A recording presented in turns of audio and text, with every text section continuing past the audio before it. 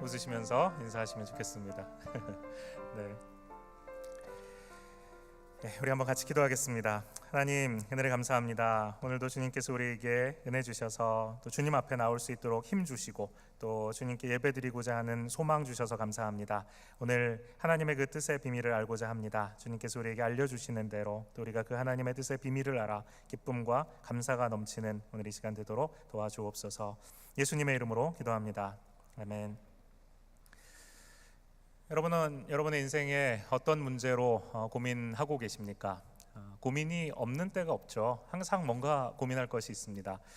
제가 선교사로 있을 때 쓰던 차들이 굉장히 낡았었습니다. 가난한 선교사가 어디 좋은 차 타겠습니까? 누가 쓰다가 준 차, 그다음에 또 아주 헐값에 산 차, 이런 차를 타다 보니까 고장 날 수 있는 데는 다 고장 나 본 것 같아요. 심지어는 그 길을 달리다가 자동차 이렇게 멈추면 그래 이제는 수명이 다 됐구나 그러고 이제 놓고 가도 아깝지 않을 정도로 되는 그런 차들을 타고 다녔습니다. 한 번은 길을 가는데 자동차가 갑자기 막 서요. 그래서 이렇게 보니까 본네트를 여니까 기름이 막 뿜어져 나오고 있는 거. 한 번은 또 차를 타고 가는데 옆에 지나간 차들이 막 빵빵 거려요. 그래서 왜 그런가 그러고 옆에 세우고 봤더니 바퀴에서 막 불이 나고 있어요. 그래서 물 갖다 붓고 그러고 이제 가고 그랬었는데, 자동차가 낡으면 낡은 차 때문에 고민이죠. 이게 언제 고장이 날지 모르고 언제 쓸지 모르니까 고민이 됩니다. 걱정됩니다. 또 자녀된 입장에서는 부모님이 이제 연세가 점점 많아지시면, 저 같은 경우 부모님 한국 계시고 또 저밖에 자식이라고는 없으니까 이제 연세 드시고 또 편찮으시고 그러면 걱정이 됩니다. 또 우리 형제자매들 중에는 결혼이 또 늦어지거나 또는 마땅한 배우자를 아직 찾지 못해서 기도하고 계시는 분들은 또 결혼이 걱정거리가 되고 고민이 됩니다. 또 진로를 놓고 기도하시는 많은 분들 계신데 출구가 잘 보이지 않을 때가 있죠. 이 공부 마치고 그 다음에 내가 어떻게 될까, 또 이 학위 받으면 그 다음에 내가 어디로 어떻게 또 갈 수 있을까, 이런 진로를 놓고 고민 많이 합니다. 이런 많은 고민과 어려움들이 우리가 늘 마주치고 가는 삶에 겪게 되는 일들이죠.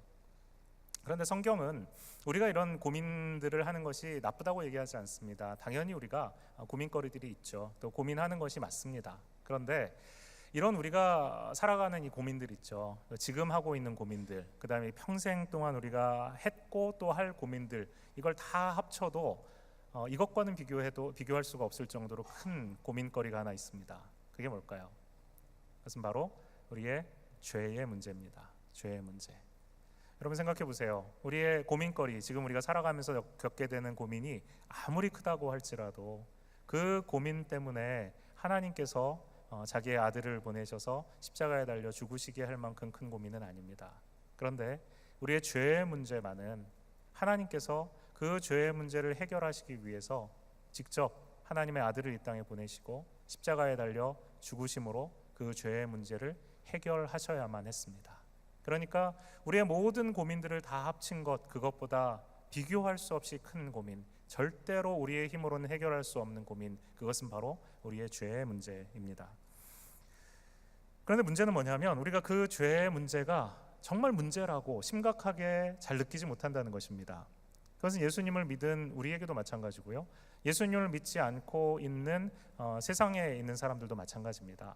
죄의 심각성을 느끼지 못하기 때문에, 그 죄가 결국은 나를 어떻게 이끌어 갈 것인가 하는 것을 제대로 알지 못하기 때문에 죄의 문제를 이렇게 심각하게 여기지 않는 것입니다.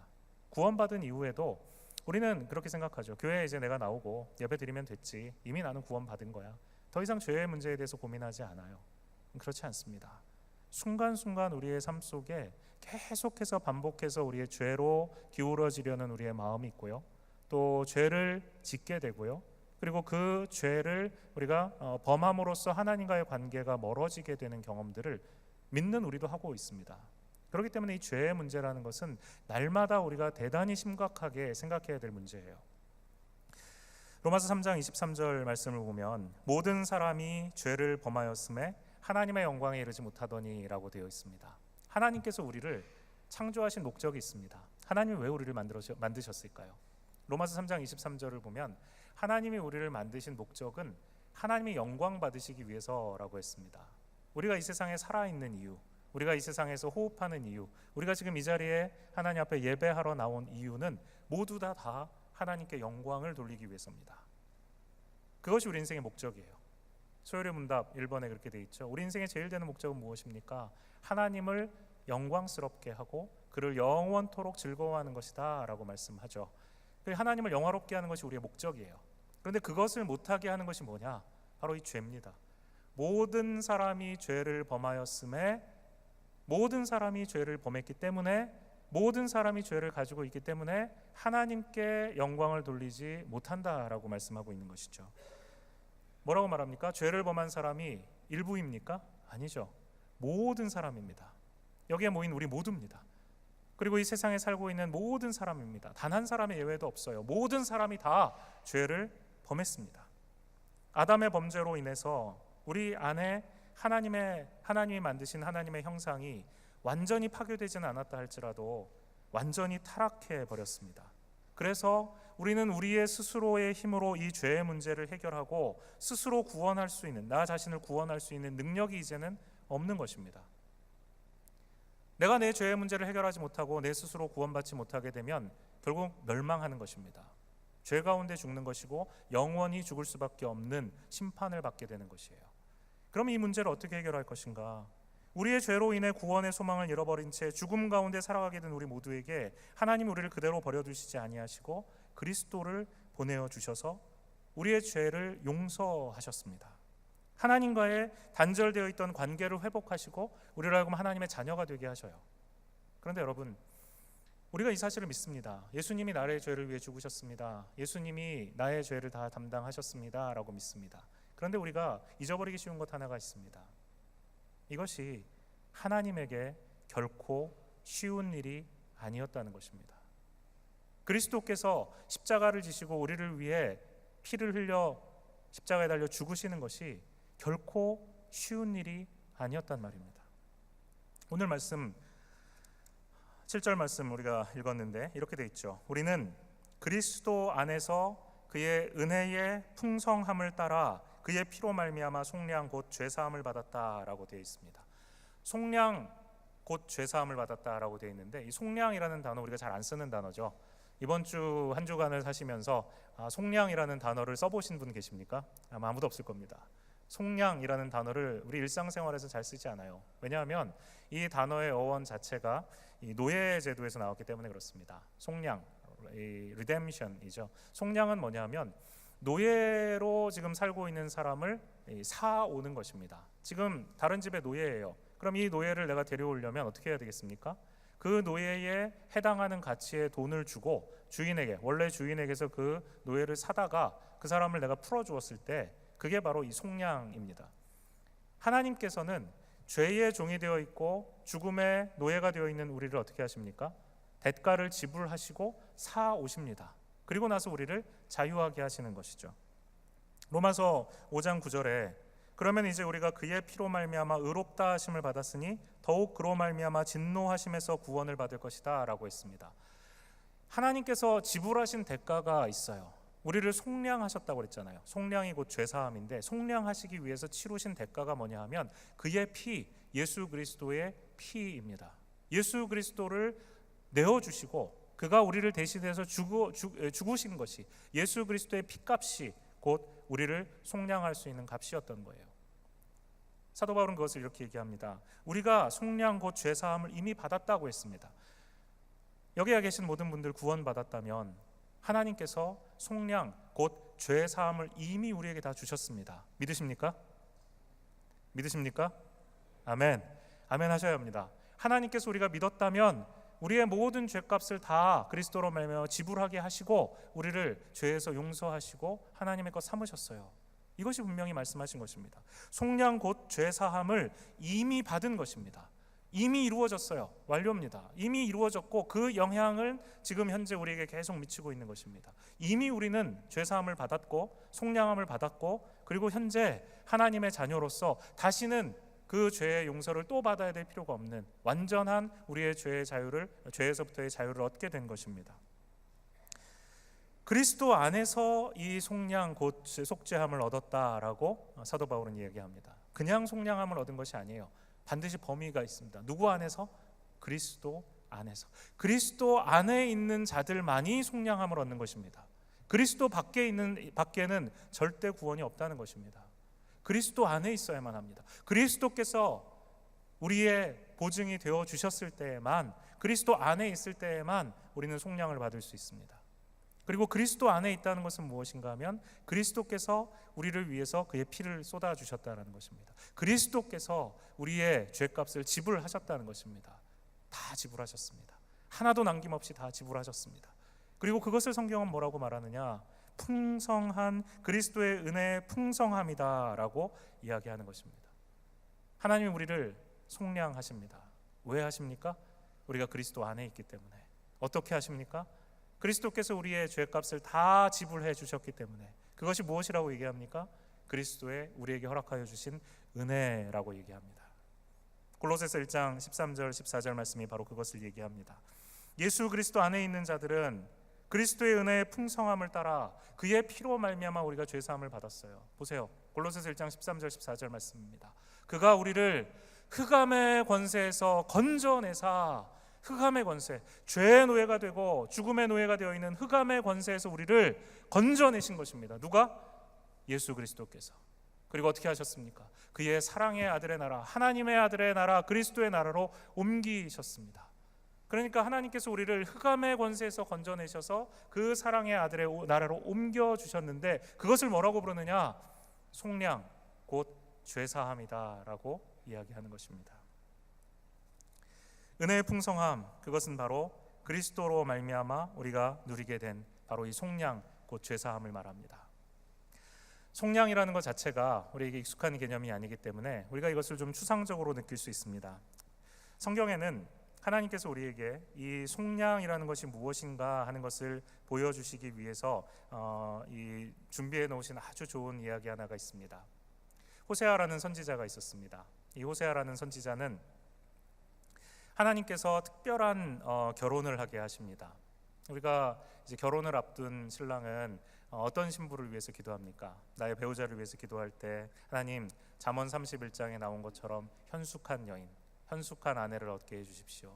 아름다운 여인을 얻게 해주십시오. 정말 주님을 향한 진실한 믿음을 가진 여인이 나의 아내가 되게 해주십시오. 아마 우리는 그렇게 기도할 것입니다. 그리고 그것이 당연한 것입니다. 하나님께서 그렇게 축복하시죠, 결혼을. 그런데 이 호세아는 하나님의 선지자이기 때문에 하나님께서 특별한 결혼을 하도록 명령하십니다. 이 특별한 결혼이 뭐냐면 하나님께서 이 호세아에게 너는 가서 한 여인을 찾아서 너의 아내로 삼으라 라고 말씀하십니다. 그런데 그 여인은 우리가 보통 기도하는 것처럼 현숙한 여인, 하나님께 신실한 여인이 아니라 음란한 여인을 찾아서 너의 아내로 삼으라 얘기합니다. 창녀를 찾아서 너의 아내로 삼으라 라고 하나님 말씀하십니다. 하나님께서 이와 같은 결혼을 호세아에게 허락하여 주시는 이유는 바로 하나님께서 이 이스라엘 백성을 얼마나 사랑하시는지 그것을 호세아의 부부관계를 통해서, 가정을 통해서 보여주시려고 그러는 것이죠. 호세아서 3장 1절에서 3절 말씀을 보면 이 호세아의 부부관계가 이스라엘의 이 관계로, 이스라엘과 하나님과의 관계로 연결되어서 보여집니다. 호세아서 3장 1절에서 3절까지 이렇게 나옵니다. 여호와께서 내게 이르시되, 하나님이 호세아에게 말하는 것입니다. 이스라엘 자손이 다른 신을 섬기고 건포도 과자를 즐길지라도 여호와가 그들을 사랑하나니 너는 또 가서 타인의 사랑을 받아 음녀가 된 그 여자를 사랑하라 하시기로 라고 말씀하고 계시죠. 하나님께서 호세아에게 지금 이 음녀가 된 그 아내를 찾아오라라고 얘기를 하는 것입니다. 이 3장에 이르면 이미 호세아는 이 음란한 여자를 데려다가 자기 아내로 삼았습니다. 아이들도 낳았습니다. 그런데 이 여자는 남편의 이 사랑을 버리고 다시 옛 삶으로 돌아갑니다. 다시 옛 음란한 삶으로, 창녀의 삶으로 돌아갑니다. 남편을 버리고 다른 남자들을 쫓아 다른 남자들의 사랑을 갈구하며 살아요. 호세아의 마음이 어땠겠습니까? 얼마나 절망스럽겠습니까? 그런데 하나님께서 더 어려운 것을 말하십니다. 가서 너의 아내를, 이제 음녀가 된 그 아내를 다시 데려오라라고 말씀하시죠. 그것이 무엇이냐? 이스라엘의 하나님을 버리고 간 그 모습과 같다는 것입니다. 이스라엘 자손이 하나님을 떠나서 다른 신을 섬깁니다. 하나님께서는 최상의 것을 그들에게 주실 수 있고 최상의 음식과 음료를 그들에게 주실 수 있음에도 불구하고 겨우 건포도 과자 때문에 하나님을 버리고 떠나 있습니다. 그것이 지금 이스라엘의 현재의 모습이라는 거예요. 마치 호세아의 아내가 호세아의 모든 사랑을 받고 호세아의 보호를 받고 그들이 태어난 그 자녀들을 함께 양육하며 행복한 가정을 이룰 수 있음에도 불구하고, 최상의 것을 하나님이 주실 수 있음에도 불구하고, 호세아의 가정에 허락해 주셨음에도 불구하고 그 가정을 떠나서 다시 타인의 사랑, 다른 남자들의 사랑을 받고 음녀가 된 그 여자와 같다라는 것입니다. 여러분, 이것이 우리의 모습입니다.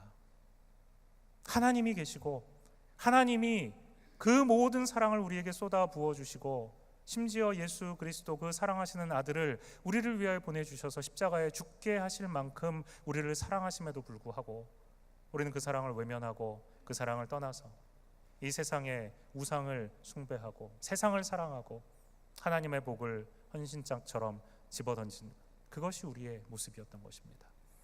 그런데 그런 모습을, 그런 우리를 하나님께서는 어떻게 하십니까?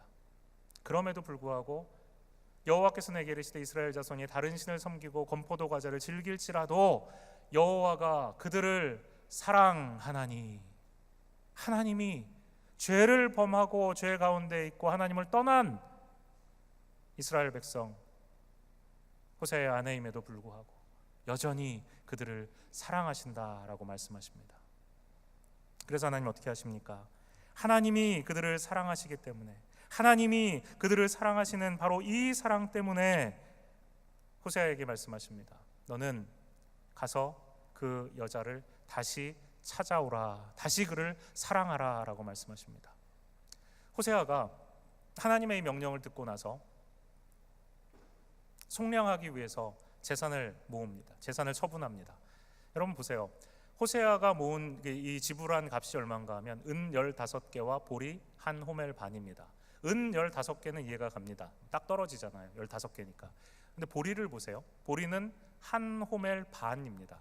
한 호멜이면 한 호멜이고 두 호멜이면 두 호멜이지 한 호멜 반은 뭡니까? 뭘 의미하는 거죠? 호세아가 자기 재산을 다 처분했다는 것입니다. 있는 대로 팍팍 다 긁은 거예요. 혹시라도 모자랄까 봐.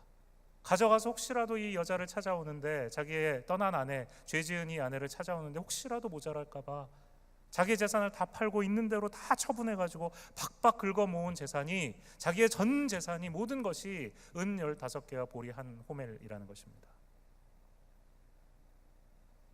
이 여인을, 자신을 버리고 떠난 이 여인을 다시 사랑하라라는 하나님의 명령에 순종하기 위해서, 그 속량하기 위해서 그녀를, 그 대가를 준비한 것입니다.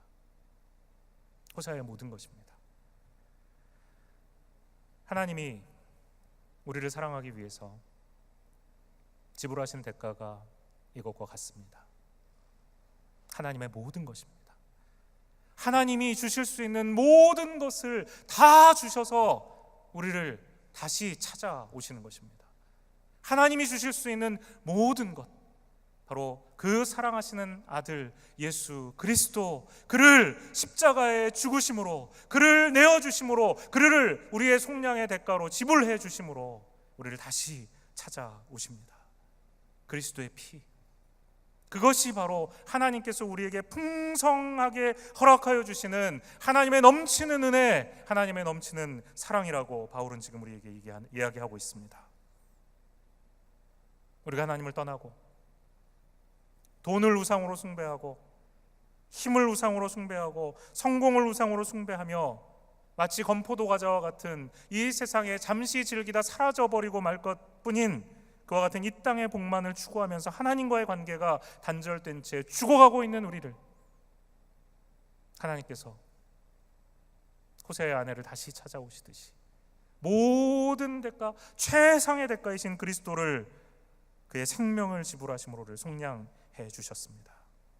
하나님이 세상을 이처럼 사랑하사, 하나님이 세상을 이처럼 사랑하사,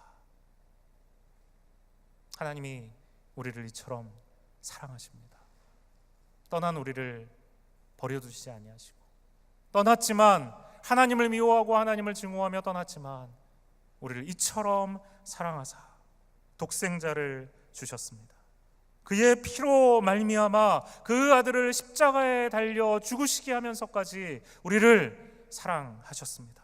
하나님이 가진 모든 것, 하나님의 최상의 것을 우리에게 주셨습니다. 하나님이 너희에게 모든 것을, 그 아들을 아끼지 아니하시고 하나님께서 우리에게 내어 주셨다면 하나님이 그 외에 무엇을 너희에게 아끼시겠느냐고 말하는 것이 당연한 것입니다. 사랑하시기 때문에 우리를 위해서 기꺼이 대가를 지불하신 것입니다.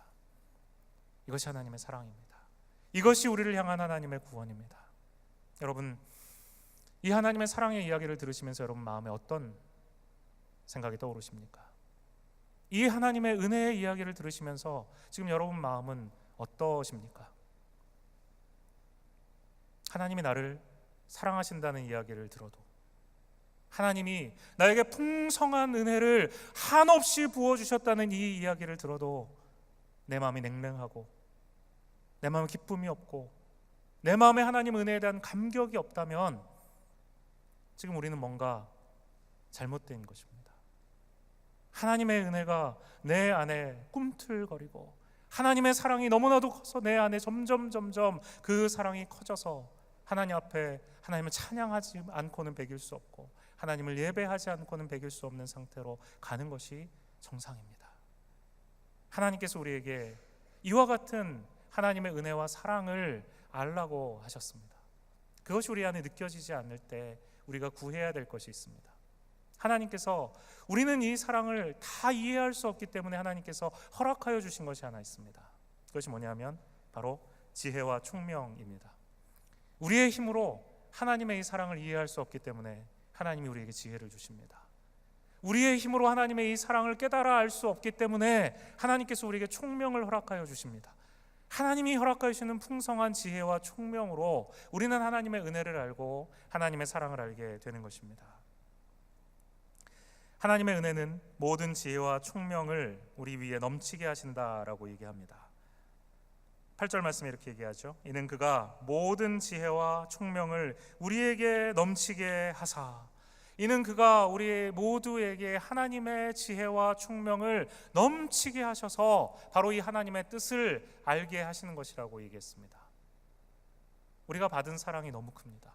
우리가 받은 은혜가 너무 커요. 그래서 감히 우리의 이해력으로는, 이해의 힘으로는 도저히 하나님의 이 은혜와 사랑을 다 알 수가 없는 것입니다.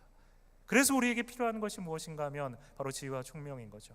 하나님이 사랑을 베풀어 주시고 하나님의 은혜를 베풀어 주시고 그 사랑과 은혜를 우리가 받고 우리의 마음 깊은 곳으로부터 하나님을 찬양하지 않고는 배길 수 없는 그와 같은 우리가 되게 하여 주시고, 그래서 우리를 하나님께 영광 돌리는 존재가 되게 하고 싶으신데 우리의 지혜가 너무 부족한 거예요. 우리의 총명이 너무 부족한 것입니다. 하나님의 사랑을 다 알지 못해요. 하나님의 은혜를 다 깨닫지 못합니다. 그리고는 불평합니다. 그러니까 하나님께서 우리에게 허락하여 주시는 것이 바로 이 지혜와 총명입니다. 모든 지혜와 총명을 우리에게 넘치도록 부어주셔서 하나님의 우리를 구원하시는 그 비밀의 뜻을 깨달아 알 수 있게 해주시는 것입니다. 그것이 하나님의 얼마나 놀라운 사랑인가 하는 것을 이해할 수 있게 해주세요. 그 하나님의 은혜를 깨닫고 감격하게 해주시는 것입니다. 사랑과 은혜도 하나님이 베풀어 주시고요, 그 사랑과 은혜를 알 수 있도록 허락하여 주시는 것도 하나님의 지혜와 총명, 하나님으로부터 비롯하는 것입니다. 하나님이 허락하여 주시는 지혜는 우리의 삶과 죽음, 우리의 이 세상 이후의 영원한 삶, 우리 인생의 궁극적인 문제, 그것이 무엇인가 하는 것을 우리로 하여금 깨닫게 해주시는 것입니다. 영적인 지혜, 영적인 지식입니다. 총명은 그와 같이 구원받은 사람, 그와 같이 하나님의 사랑과 은혜를 받은 사람이 이 세상을 어떻게 살아가야 될 것인가 하는 것을 깨닫게 해주시는 것입니다. 실제적인 인생의 문제에 대한 깨달음을 주는 것입니다. 우리가 세상을 살면서 날마다 씨름하는 복잡한 문제들, 그것을 어떻게 다루면 될 것인가 하는 것을 알게 해주시는 지식, 그것이 바로 총명입니다. 구원의 지식과 우리의 그리스도인으로서 살아가야 되는 삶에 대한 지식, 그것이 바로 지혜와 총명입니다. 오카노 목사님은 이 부분을 얘기하시면서 예수 그리스도를 만난 사람, 예수 그리스도를 발견한 사람은 바로 이 지혜, 우리의 구원의 지혜와 구원받은 자로서 이 세상을 살아갈 수 있는 총명, 지식, 이 두 가지를 모두 받았다라고 말씀하십니다. 맞습니다. 하나님께서 우리에게 바로 이 뜻의 비밀을 알게 해 주셨습니다. 지혜와 총명을 허락하여 주심으로 우리에 대한 하나님의 사랑과 하나님의 은혜가 얼마나 큰지 그것을 깨달아 알 수 있게 해 주셨습니다. 이 지혜는 하나님께서 우리에게 허락하여 주신 것입니다. 오늘 우리가 읽은 말씀 앞에 지난주에 우리가 다루었던 4절 말씀에 하나님이 창세 전에 우리를 예정하시고 우리를 구원하신 그 하나님의 뜻을 우리에게 알게 해주셨다라고 하십니다. 그 뜻의 비밀, 이것은 놀라운 것입니다. 우리를 구원하신 그 하나님의 뜻이 얼마나 대단하시고 위대하신지 그 사실을 사도 바울은 우리에게 이야기합니다. 호세아서 14장 9절 말씀을 보면 우리에게 이렇게 말합니다. 누가 지혜가 있어 이런 일을 깨달으며 누가 총명이 있어 이런 일을 알겠느냐. 누가 지혜가 있어서 하나님이 베풀어 주신 이 놀라운 구원, 하나님이 베풀어 주신 놀라운 구원의 은혜와 사랑을 깨달아 알겠으며 누가 총명이 있어서 하나님의 이 은혜와 사랑이 우리의 삶 속에 충만하다는 사실을 알겠느냐. 호세아 선지자가 물어보는 것입니다. 여러분, 하나님께서 오늘 우리에게 동일한 질문을 하십니다. 너에게 지혜가 있느냐? 너희가 구원받고 그 구원을 위해 내가 베풀어준 은혜와 사랑을 너희는 알고 있느냐? 너는 내가 너에게 아낌없이 부어준 은혜와 사랑으로 너희의 삶을 가득 채우고 있다는 그 사실을 너희는 총명이 있어 알고 있느냐? 하나님 우리에게 말씀하십니다. 여러분, 지난주에 우리가 다루었던 말씀에 하나님께서 우리의 구원을 어떻게 계획하셨는지 나옵니다. 4절에 창세전에 그리스도 안에서 우리를 택하사라고 하셨습니다. 창세전에, 이 온 세상을 만드시기 이전에 이미 하나님께서는 우리를 선택하시고 예정하시고 구원하시기로 작정하셨습니다. 하나님의 구원의 계획이 이미 다 완료된 것입니다. 성부 하나님께서 우리의 구원을 계획하신 것입니다. 성부 하나님께서 세상을 만드시기 이전에, 우리가 이 땅에 태어나기도 훨씬 전인 세상을 만들기 그 이전에 여러분과 저를 어떻게 구원하실지 계획하셨다라는 것입니다. 성부께서 계획하신 그 계획을 성자께서 이루십니다. 성자께서 이 땅에 오셔서 그리스도 안에서 그의 은혜의 풍성함을 따라 그의 피로 말미암아 속량 곧 죄 사함을 받았다. 예수 그리스도께서 우리를 구원하시기 위해서 대가를 지불하심으로써 하나님께서, 성부께서 계획하신 그 구원의 계획을 이루고 계시는 것입니다. 성부께서 구원을 계획하시고 성자께서 그 구원을 직접 죽으심으로 이루십니다. 그리고 성령께서 우리 한 사람 한 사람에게 다음 주에 살펴볼 말씀인데 그 구원을 집행하십니다. 적용하십니다. 여러분, 이 말씀 앞에 여러분 어떤 생각이 드십니까? 나를 구원하시기 위해서, 나를 구원하시기 위해서 성부 하나님께서 창세 전에 구원을 계획하시고 성자 그리스도께서 이 땅에 오셔서 피 흘려서 십자가에 죽으시고 성령 하나님께서 그 구원을 나에게 적용하셔서 나를 구원하신 것입니다. 내가 뭐길래?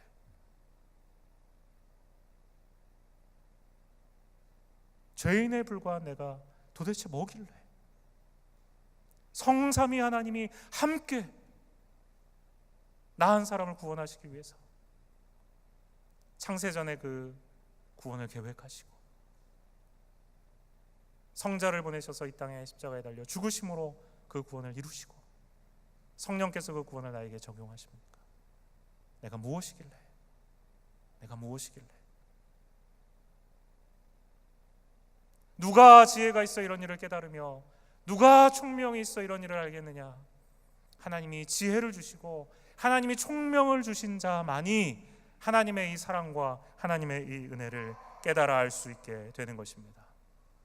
여러분, 구원받으시고 새롭게 되셨고 거듭난 하나님의 자녀가 되셨습니까?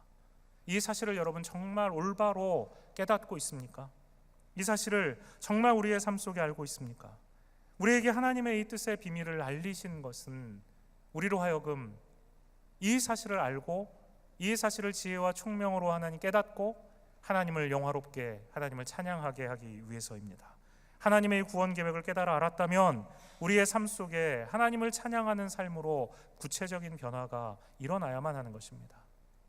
하나님의 그 은혜와 사랑을 알매도 불구하고 하나님을 영화롭게 하지 못하는 삶을 살고 있다면 잘못되어 있는 것입니다. 하나님의 뜻의 비밀을 깨닫고 지혜와 총명을 소유한 성도의 삶은 이전과는 달라집니다. 우리는 성경에서 예수 그리스도의 은혜로 말미암아 하나님의 은혜와 사랑, 그것을 깨달은 자들의 삶이 어떻게 바뀌는지 수많은 예를 만날 수 있습니다. 그 중에 이 말씀을 준비하면서 저의 마음을 두드린 한 이야기가 있습니다. 요한복음 12장을 보면 예수님의 발을 씻긴 마리아의 이야기가 나옵니다. 예수님을 만난 이 마리아는 예수님을 통해서 구원의 지혜를 소유한 사람입니다. 마리아는 예수님을 만남으로 말미암아 그 삶에 무엇이 가장 소중한 것인가 하는 것을, 그 총명을 얻게 된 여인입니다. 마리아는 사람들이 보는 앞에서 예수님께 나아가서 자신의 머리를 풀어헤칩니다. 그리고 마치 이방 노예가 하는 것처럼 겸손히 예수님의 발에 향유를 붓고 자신의 머리카락으로 예수님의 발을 씻었습니다.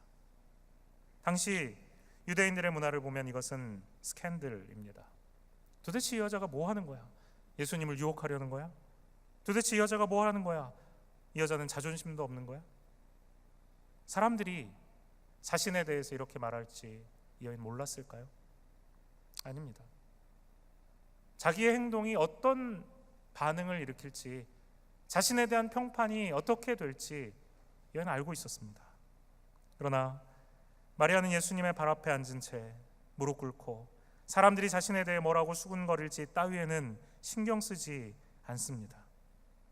왜냐하면 그리스도의 사랑과 그리스도의 용서가 이 여인의 마음을 꿰뚫고 지나갔기 때문입니다. 그 존재 가장 깊은 곳을 뚫고 들어와서 이 여인을 변화시켰기 때문입니다. 이것이 바로 예수님을 만난 성도의 마음속에 일어나는 변화입니다. 하나님의 은혜와 사랑을 느끼는 것입니다. 하나님의 은혜와 사랑이 그의 심령을 채우고 그의 생각을 채우고 그의 마음을 다 채우기 때문에 다른 것을 의식하지 않는 것입니다. 자신의 인생을 완전히 다른 관점에서 새롭게 보게 되는 것은 하나님이 그리스도 안에서 주시는 바로 이 참다운 지혜와 총명이 아니고서는 불가능한 일입니다. 이 예수님과의 참된 만남이 마리아로 하여금 스스로를 부끄러워하지 않도록 했습니다.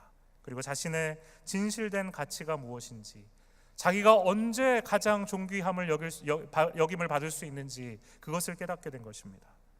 그녀의 마음은 예수님이 주시는 이 사랑, 예수님이 주시는 이 은혜, 예수님만이 주실 수 있는 엄청난 안정감에 대한 감사로 차고 넘친 것입니다. 더 이상 다른 사람이 나를 어떻게 생각하는지가 나의 안정감, 나의 정체성을 만들어주지 않는다는 것을 깨닫는 것입니다. 이미 예수님이 내 안에 들어오셨고 예수님이 그 사랑을 아낌없이 나를 위해 베풀어 주셨다는 이 사실이 이 여인의 마음속에 분명한 믿음으로, 지혜와 총명으로 깨달아 알게 되었기 때문에 그렇습니다. 주님은 우리도 이와 같은 마리아에게 하나님이 주신 총명과 지혜를 허락하여 주심으로 하나님 앞에 내가 누구인지를 올바로 깨달아 알기를 원하십니다. 더 이상 죄의 자녀가 아니고 더 이상 어둠의 권세에 놓여 있지 않고 하나님께서 그 사랑하는 아들의 나라에 옮겨 놓으신 거듭난 나, 구원받은 나, 하나님의 은혜와 사랑을 충만하게 받은 나, 그 내가 어떤 존재인지 하나님이 허락하여 주신 지혜와 총명으로 깨달아 알기를 원하시는 것입니다. 세상에서 옳다고 비춰지는 바, 세상에서 이것이 당연하다고 생각하는 바에 따라 움직이지 않고 하나님, 예수 그리스도가 옳다고 하는 것을 따라 행하는 것입니다. 세상을 기쁘시게 하는 것이 아니라 그리스도를 기쁘게 하기 위해 살아가는 삶으로 변화가 일어나는 것입니다. 주님은 우리도 마리아처럼 하나님의 이 사랑과 은혜를 계속해서 경험하는 가운데 그리스도로 인한 내 자신의 올바른 자아, 올바른 정체성을 갖기를 원하십니다. 그렇게 될 때, 아니 그렇게 되어야만 우리는 진짜 정직한 삶을 하나님 앞에 살아갈 수 있습니다. 하나님 앞에 가장하고 꾸밀 수 있는 것은 아무것도 없습니다. 우리를 꿰뚫어 보시는 하나님께서 그리스도로 말미암아 하나님의 사랑이 채워진 나를 하나님께서 올바로 세워가시는 은혜를 경험합니다. 예수님은 여러분과 저를 구원하시기 위해서 속죄 제물이 되셨습니다. 피를 쏟으심으로 자신의 생명을 우리의 속량을 위한 대가로 지불하심으로써 하나님의 그 사랑과 용서를 우리에게 표현하셨습니다. 바로 그 사랑과 용서가 마리아의 존재 가장 깊숙한 곳을 뚫고 들어간 것처럼 하나님께서는 오늘 이 시간 바로 이 말씀 앞에 바로 그 사랑이 여러분의 존재를 뚫고 들어가기를 원하십니다. 하나님의 그 사랑을 만나기를 원하십니다. 다른 사람들의 시선과 수군거림을 의식하지 않고 자신의 진정한 가치와 존귀한 자녀의 신분을 깨닫게 된 마리아처럼 우리가 바로 예수님의 용서를 경험하게 되기를 원하십니다. 지금까지 마리아의 삶 속에 한 번도 경험해 본 적이 없었던 그리스도 안에서 누리는 안정감, 자신이 구원받았다는 이 감사와 감격, 그것이 주님 앞에 무릎 꿇고 자신의 가장 소중한 것을 바치고 자기의 머리카락으로 그의 발을 닦는 이와 같은 예배에 하나님을 찬양하는, 예수님을 찬양하는 행위로 나타난 것입니다.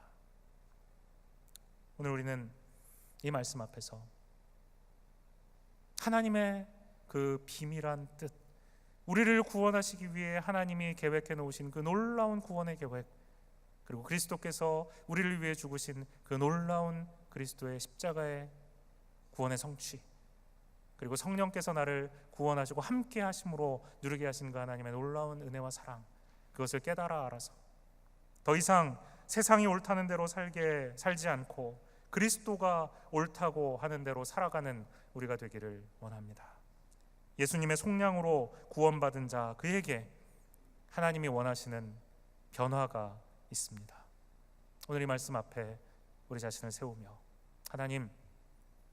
하나님의 그 구원의 놀라운 사랑과 은혜를 깨달아 알 수 있도록 더 큰 지혜와 총명을 우리에게 허락하여 주시고 나에게 허락하여 주시고, 그리고 그 은혜와 사랑 가운데 마리아처럼 온전히 감격하며 감사하며 주님과 관계 가운데 살아갈 수 있는 제가 되게 해 주옵소서.